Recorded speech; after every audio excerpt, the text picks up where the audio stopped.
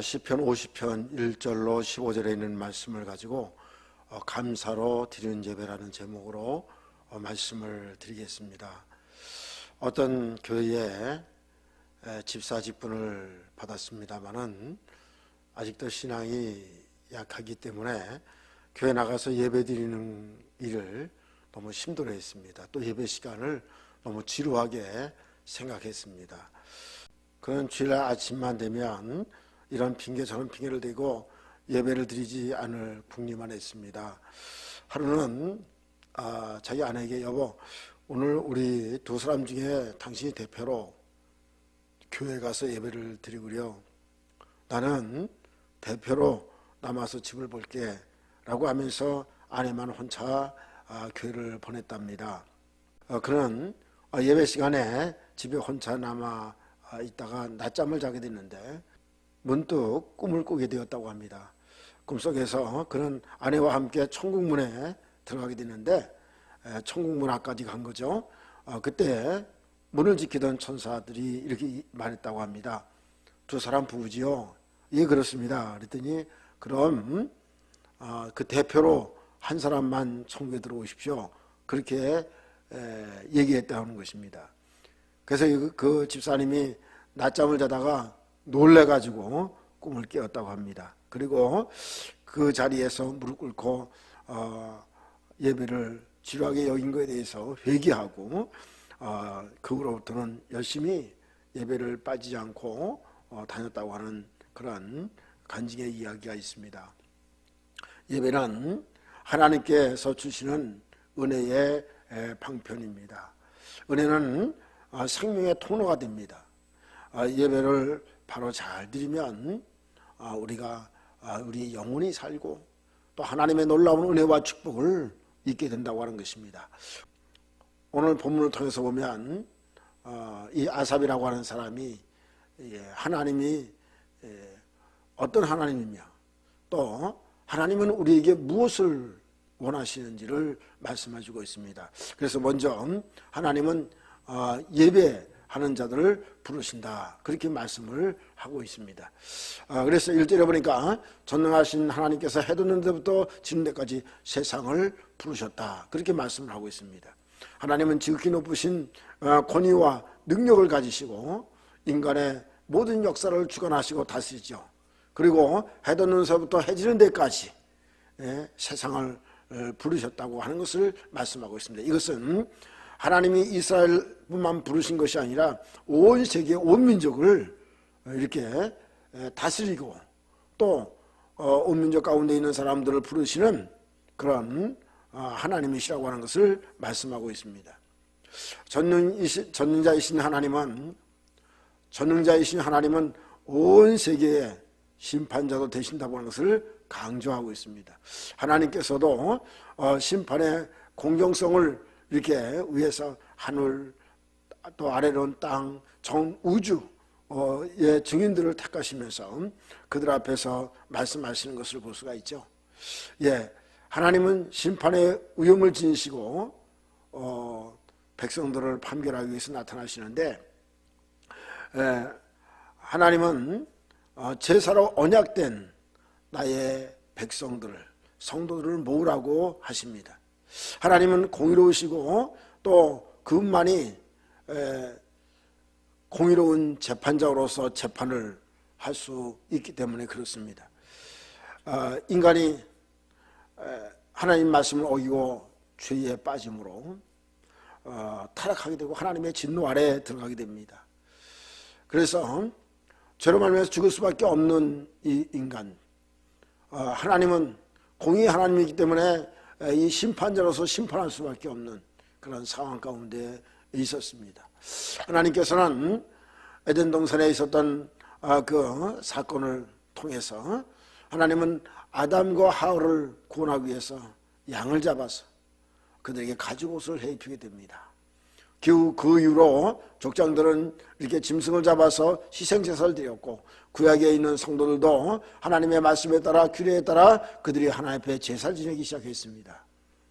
여기에 희생되는 이 어린 양, 이 양, 염소, 소 이런 이 짐승들은 바로 우리를 구원하시기 오실 바로 메시아를 상징하고 있습니다. 하나님께서는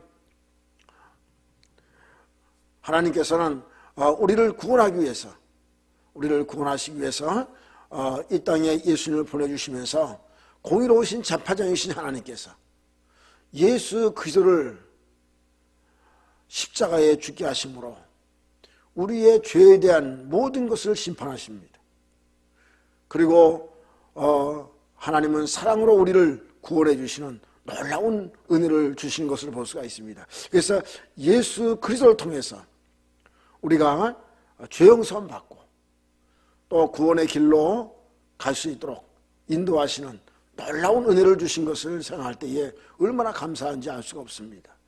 히브리서 9장 12절에 송아지와 염소의 피로 하지 아니하고 오직 자기의 피로 영원한 속죄를 이루사 단번에 성소에 들어가셨느니라, 그렇게 말씀하고 있는 것을 볼 수가 있습니다.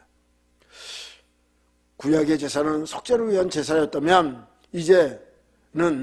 지금은 속죄의 은총에 감사하는 제사, 감사의 예배가 되었다고 하는 것입니다. 하나님께서는 이 공의로운 심판을 통해서 예수 그리스도를 십자가에서 죽게 하심으로 죄에 대한 심판을 하시고 우리를 구원하셨으므로 우리는 이제 하나님을 예배하고 하나님께 영광 돌리는 그런 예배자로 부름받았다고 하는 것을 우리가 알아야 됩니다. 하나님께서 우리를 구원하신 것은 바로 예배를 위해서 부르셨다고 하는 것을 우리가 다시 한번 생각해야 된다고 하는 것입니다.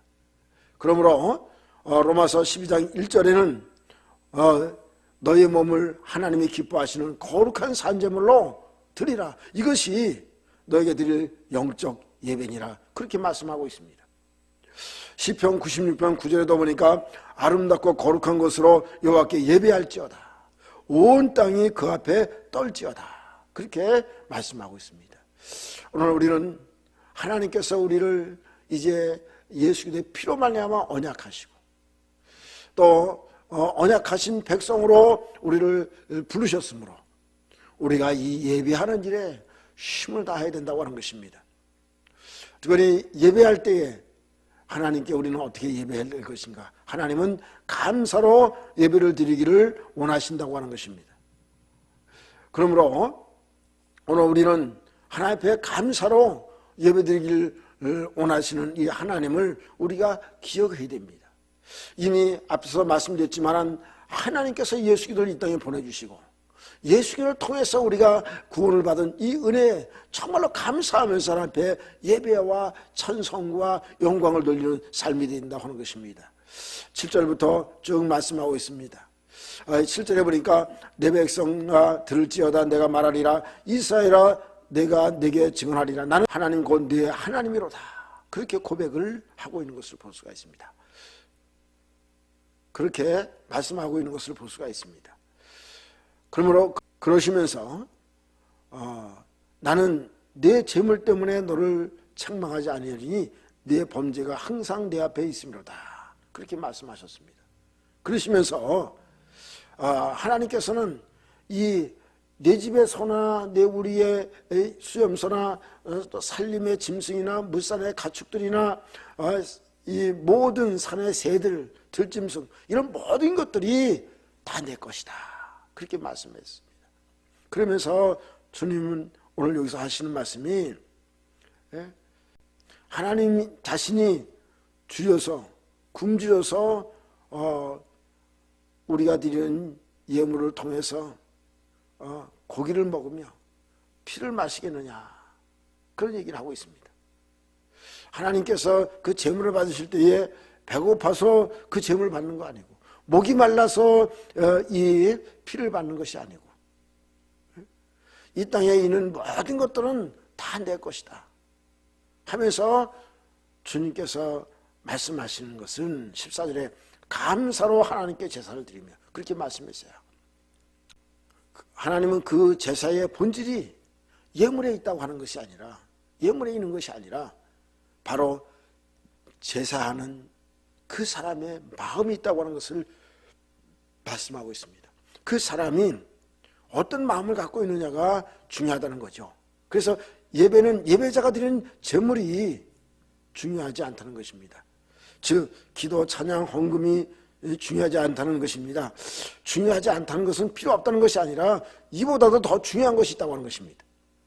예배자는 하나님께 감사와 간구로 예배를 드립니다. 찬양을 드립니다. 기도합니다. 헌물도 드립니다. 그런데 여기서 우리가 더 중요한 것이 뭐냐? 이렇게 제물을 드리며 어떤 예배의 형식을 가지고 우리가 예배를 드리지만, 즉 이것이 예배의 본질이 아니라고 하는 것입니다. 이것은 외적 요소라고 하는 것입니다. 우리가 찬양하고 기도하고 예물 드리고 이런 것이 예배의 전부가 아니라고 하는 것을 생각하게 됩니다. 그러므로 예배는 예배자가 감사하는 마음으로 드리는 것이 더 중요하다고 하는 것입니다. 그래서 14절에 감사로 하나님께 제사를 드리며 지극히 높은 자에게 선을 갚으며 그렇게 말씀하고 있습니다. 앞서서 말씀드렸지만 10절과 11절에도 분명히 얘기를 하고 있습니다. 산의 짐승들, 물산의 가축들, 산의 모든 새들, 이런 모든 들짐승들이 다 내 거다, 그렇게 말씀하고 있습니다. 천하 만물은 다 하나님의 것입니다. 우리가 감사할 때 예물을 드리며 감사하는 것은 당연한 일이지만, 그런데 하나님은 그 예물보다 더 원하는 것이 있는데, 그것이 바로 감사하는 마음이라고 하는 것입니다. 예물을 드릴 때, 감사하는 마음으로 드릴 때에 하나님께서는 기쁘게 받으신다고 하는 것입니다. 감사로 드리라는 것은 즐거움으로, 기쁨으로 드리라는 말입니다. 그래서 출애굽기 52장 2절에도 보면 이스라엘 자손에게 명령하여 내게 예물을 가져오게 하고 기쁜 마음으로 내는 자가 내게 바치는 모든 것을 너희는 받을지니라, 그렇게 말씀했어요. 여러분, 이스라엘 백성들이 광야에서 성막을 만들 때에 그 예물을 가져오라고 할 때에 기쁜 마음으로 갖고 오는 사람들, 그 사람, 즐거운 마음으로 갖고 오는 사람들, 그 사람들을 예물을 받으라고 얘기를 하고 있는 것을 볼 수가 있습니다. 하나님은 이렇게 감사하는 마음, 감사하는 마음에서 우러나오는 이 기쁨과 즐거운 마음으로 드리는 예물을 받기를 원하시는 것입니다. 그 예물에 감사하는 마음이 실려있지 않으면 하나님은 그것을 기쁘게 받지 않으신다고 하는 것입니다. 다윗이 성전을 지을 준비를 할 때에 그는 역대상 29장 9절에서 이렇게 말씀하고 있습니다. 백성들은 자원하여 드렸으므로 기뻐하였으니 곧 그들이 성심으로 여호와께 자원하여 드렸으므로 다윗 왕도 심히 기뻐하니라, 그렇게 말씀하고 있는 것을 볼 수가 있어요. 여러분, 우리가 기쁜 마음으로 드린다는 너무나 감사하고 귀한 일이 아닐 수가 없다고 하는 것입니다. 이렇게 다윗은 준비를 다 하고 나서 하나님께 기도드렸습니다. 역대상 29장 13절에 보니까 우리 하나님이여 이제 우리가 주께 감사하며 주의 영원한 이름을 찬양하나이다. 나와 내 백성이 무엇이기에 이처럼 즐거운 마음으로 드릴 힘이 있었나이까? 모든 것이 주께로 말미암아 싸우니 우리가 주의 손에서 받은 것으로 주께 드렸을 뿐이니이다. 이렇게 감사했습니다. 그렇습니다. 여러분, 감사하는 마음은 즐거움과 기쁨이 있습니다. 이 마음을 가지고 하나님 앞에 예물을 드릴 때에 하나님은 기쁘시게 받으시는 것입니다. 하나님 물질이 없어서 예물을 받으신 것이 아닙니다. 우리의 마음을 받기를 원하시는 것을 우리가 알아야 됩니다. 예물에 하나님의 눈길이 가는 것이 아니라 우리의 마음에 하나님의 눈길이 있다고 하는 것을 우리가 알아야 됩니다. 그래서 오직 우리를 구원하신 하나님의 은혜, 현재도 살아갈 수 있는 여건과 환경을 주신 하나님의 이 놀라운 은혜, 이 은혜에 감사하면서 우리가 하나님 앞에 신령과 진정으로 예배하는 것이 너무 중요하다고 하는 것입니다. 이러한 믿음의 삶이 꼭 되어지기를 주님의 이름으로 축원합니다. 세 번째로는요, 하나님은 예배하는 자가 그를 영원하게 해드리기를 원하고 있습니다. 그래서 오늘 15절에 보니까 환난에 나를 부르라 내가 너를 건지리니 내가 나를 영원하게 하리로다, 그렇게 말씀하시는 것을 볼 수가 있습니다. 우리가 살다 보면 인생의 험난한 바다에서 어려움을 만날 때가 우리는 항상 있습니다. 그렇기 때문에 우리는 그때마다 하나님의 도움을 구해야 됩니다. 여러분, 주 앞에 감사함으로 나와서 하나님 앞에 예배하는 사람이 어려움 당하고 힘들 때에 하나님 앞에 간절히 기도한다고 할 때에 하나님께서는 우리의 삶을 돌아보시고 우리가 기도하는 것마다 응답해 주시고 들어주시는 그런 축복을 우리가 경험하게 된다고 하는 것입니다. 하나님께서 우리를 어려운 가운데서 건져주실 때마다 우리는 감사하고 하나님 앞에 영광 돌리게 되면 하나님은 영광을 받으시고 하나님의 이름이 영원하게 된다고 하는 것을 우리가 알아야 됩니다. 그러므로 우리는 이런 위기를 당했을 때 언제든지 하나님 앞에 감사하고 하나님 앞에 찬양하고 하나님께 영광 돌리는 그러한 삶이 되어야 된다고 하는 것입니다. 6.25 전쟁 때 국군으로 참전했던 어떤 장로님의 간증이 있습니다. 이 장로님은 황해도가 고향인 분인데 마을에 북한군이 들이닥쳤습니다. 그때 이분이 중학생이었다고 합니다. 그래서 그렇게 잡히게 되면 의용군으로 끌려갈 것이 뻔하니까 그는 급히 그 낯가리 속에 숨게 되었다고 합니다. 북한군들이 집집마다 이게 젊은이들을 잡아서 끌어내는데 자기 자신 이분은 낯가리 속에 숨어 있는데 그 사람들이 대검으로 낯가리 속을 이렇게 쿡쿡 찔르면서 아마 조사를 했던 것 같아요. 그때에 낯가리에 숨어 있던 대검이 자기 가슴앞까지 오는 것도 경험하는 그런 일을 당했다고 합니다. 그리고 북한군들이 떠나지 않고 그 집에 머무르는 바람에 낯가리 속에서 나올 수 없는 그런 상황 가운데 있었다고 합니다. 그래서 그가 어떤 하늘을 보니까 까마귀가 날아가는 것을 보고 하나님께 즉시 기도했다고 합니다. 어제나 오리나 동일하신 우리 하나님 아버지, 엘리야에게 이 까마귀를 통해서 먹이시던 하나님, 저에게도 은혜를 베풀어 주옵소서. 북한군 때문에 이 낯가리 속에서 나갈 수 없는데 하나님 필요한 것을 채워 주옵소서 하면서 기도했던 것으로 기도를 했던 것입니다. 그런데 기도가 끝나자마자 마당에 있던 암탉이 낯가리 속으로 들어오더라는 겁니다. 그들이 거기에 들어와서 알을 낳고 나가다는 겁니다. 그래서 따끈따끈한 그 생달걀을 거기서 먹게 되었고 그는 또 기도했다고 합니다. 하나님, 암탉이 계속 들어와서 북한군이 떠날 때까지 계속 알을 낳게 해주세요.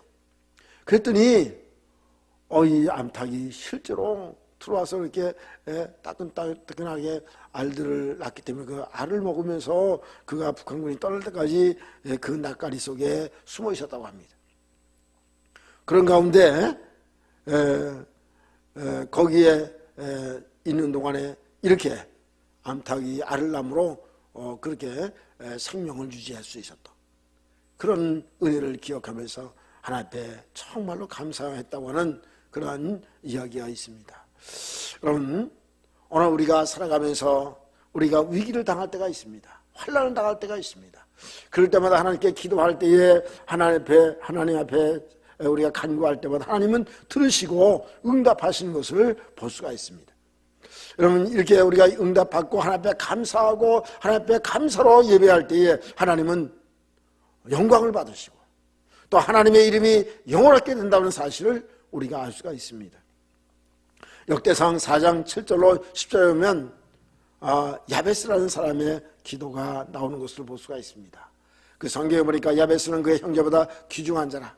그의 어머니가 이름하여 이르되 야베스라 하였으니 이는 내가 수고로이 낳았다 함이었더라. 야베스가 이스라엘 하나님께 아뢰어 이르되 주께서 내게 복을 주시거든 나의 지역을 넓히시고 주의 손으로 나를 도우사 나로 환난을 벗어나 내게 근심이 없게 하옵소서 하였더니 하나님이 그가 구하는 것을 허락하셨더라. 하나님께서는 분명하게 응답하시는 그런 기도의 약속을 주시고 있습니다. 예수님께서도 구하라 그러면 너에게 주실 것이요 찾으라 그럼 찾을 것이요 문을 두드리라 그럼 열릴 것이라 분명히 말씀하고 있습니다. 오늘 우리가 살아가면서 우리는 하나님을 영원롭게 해야 됩니다. 우리가 기도하고 응답받고 할 때마다, 우리가 하나님 앞에 나와서 감사하고 예배하며 기도할 때마다 우리에게 응답 주신 하나님, 그 하나님 앞에 감사와 찬양과 영광을 돌림으로써 우리가 하나님을 영원하게 하는, 하나님을 존중히 여기고 귀하게 여기며 하나님의 이름이 존귀케 되도록 우리가 하나님 앞에 감사와 찬송과 영광을 돌려야 된다고 하는 것입니다. 오늘 이것은 다 예배를 통해서 우리에게 이루어진다고 하는 것입니다. 예배 생활에 실패하면 모든 것이 실패하는 인생이 되고 맙니다. 크리스천이 예배 생활에 승리하면 모든 일에 승리할 것입니다. 성도가 예배를 등한히 하고 교회와 멀어지기 시작하면 일시적으로는 별탈이 없고 생활하는데 별일 없고, 또 어떤 면에서는 교회 안 나와도 일이 잘 되어지고 그런 일들이 일어날 수 있습니다. 그런데 결국은 영육 간에 어려움을 당하게 됩니다. 잘못하면 믿음이 파손되고 우리의 영이 망하게 되는 그런 지경에 들어갈 수가 있습니다. 그러므로 예수님께서 말씀하신 것처럼 요한복음 4장 23절에 아버지께 참되게 예배하는 자들은 영과 진리로 예배할 때가 오나니 곧 이때라. 아버지께서는 자기에게 이렇게 예배하는 자들을 찾느니라. 하나님은 영이시니 예배하는 자가 영과 진리로 예배할지니라. 그렇습니다. 우리는 이제 영과 진리로 예배하는 자가 되어야 됩니다. 그렇게 예배하면서 하나님 앞에 감사하면서 예배하는 자가 되어야 됩니다. 하나님을 영원하게 하며 예배하는 자가 되어야 됩니다.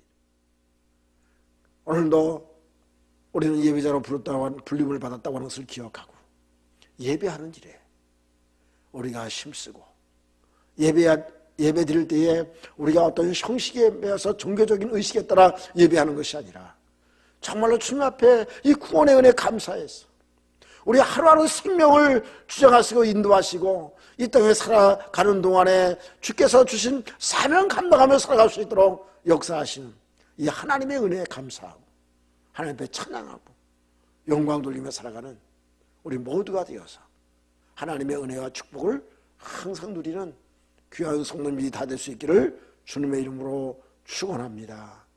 아멘. 할렐루야.